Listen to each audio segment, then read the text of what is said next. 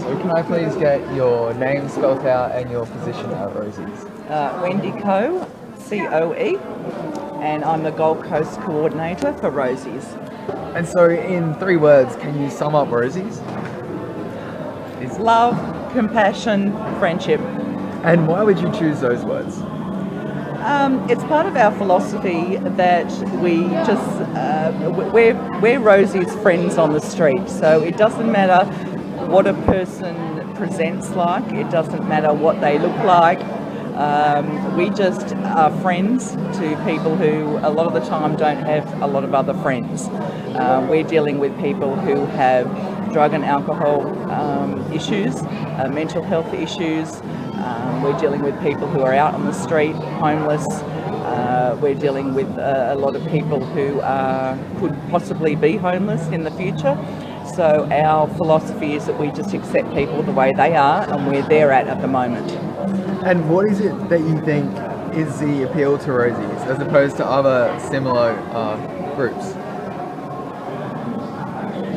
As far as the public goes, I think that the public understands that we're right there on the forefront of homelessness. We're out there on the street.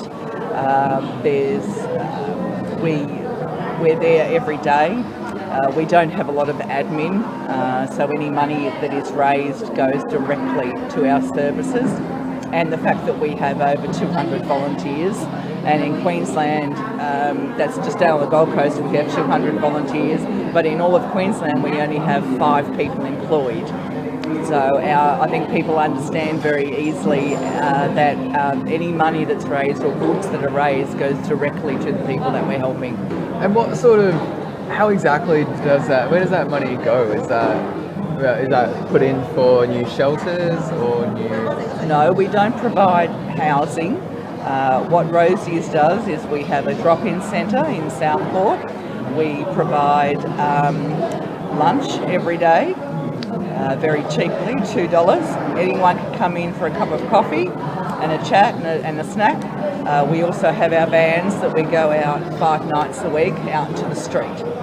So that is that we take coffee, soup in winter, we take a snack out, sandwiches or rolls, something like that, sometimes fruit, and we go out onto the street. So that's what we do. And we're here at the Q1 today. Could you tell me a little bit more about the breakfast? Yeah, SkyPoint came to us about 5 months ago and offered to bring some of our homeless people up here once a month for a breakfast. Something that's very, very unique. We have equal numbers of volunteers and our patrons that come up, and it's been an absolute wonderful experience for everybody to come up here for this continental breakfast. They make us feel welcome every single time we're here, and it really is just something that is so out of the ordinary for our patrons. A lot of our patrons, the ones that are actually on the street sleeping homeless, but also the other ones that don't get the opportunity to do anything like go out for breakfast or go to a nice hotel for lunch. So I have noticed that when our volunteers come here, when our patrons come here, they tend to get dressed up and they realise that it's such a big treat, and you're getting people out of their comfort zone, and they just come alive for when they come here, and we bring everyone here in our vans, and the conversations flow, and it's just a lovely experience for everybody.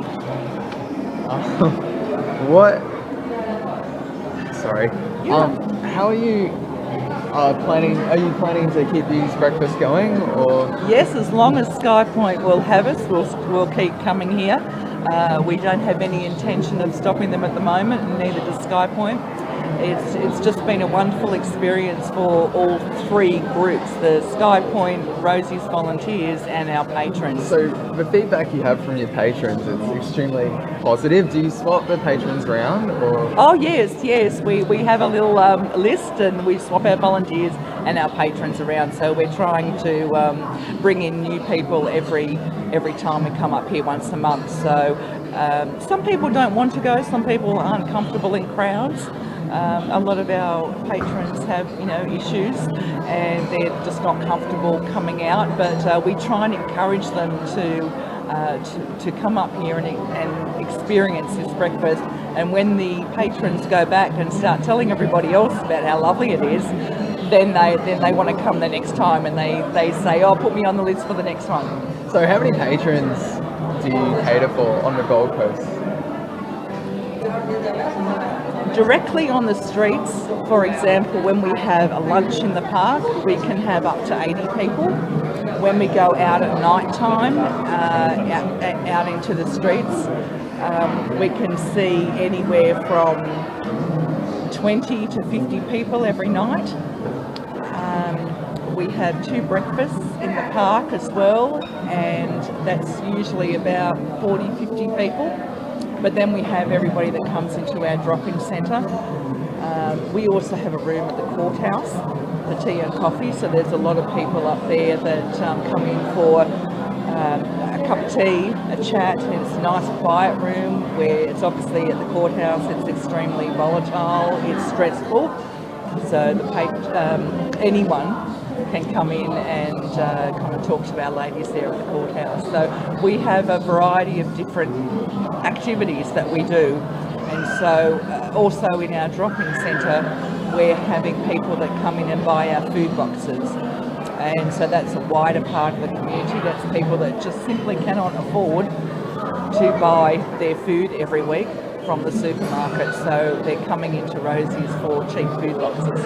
All these initiatives, would you say that on the Gold Coast, Rosies has a very active voice? We are very active as far as our patrons go, yes. We're responding all the time to what the need is on the street, and that's what we do. And you seem to be doing that very well. Thank you very much. Thank you for your time. That's okay.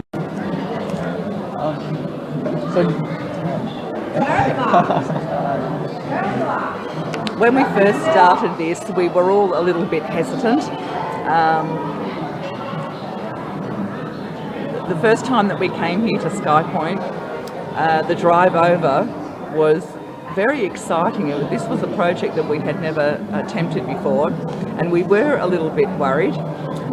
Some of our patrons don't dress very nicely. Some of our patrons who are on the street, you know, they might not have the best table manners, and we were just not worried, but just sort of seeing how the first one was going to go. And when I drove the first bus load of 8 people over here, they were like little kids going on an excursion, and it was like going on an excursion for all of us. And a lot of them dressed up, and they made a real effort to wear their best t-shirt or their best pair of shoes. They made sure that they had showers in the morning, and it was such a wonderful experience for all of us. And the trip home in the bus was completely different. The trip home, everyone was quiet, and every so often someone would say, "Oh, did you see how beautiful that ocean looked from up there?" And someone else would say, "Oh yeah, wow, what a day." And for 2 weeks later, that's all they talked about was their trip up at Sky Point and to see the views. They were all just blown away by how magnificent it was up here, and just blown away by the fact that they were able to do something that was so completely different to what they do in their normal lives. A lot of homeless people spend a lot of time just walking around. They don't have a lot of friends, they don't have family, they spend a lot of time being very, very isolated. They can go for days without speaking to anyone or having a conversation. So to come here and have that first day here, it was just absolutely magical. For Rosies to combine that, you'd say, have Sky Point been very accommodating? Oh, they've been terrific. Every month when we come here, they meet us all downstairs. They have a little sign that says "Welcome Rosies." They take us all up in the lifts. They have a spot reserved for us, and we like to seat every one of the tables a mixture of our patrons and our volunteers. And Paul gives us a little talk and welcomes everybody, and just asks everybody to enjoy their breakfast and to enjoy the views.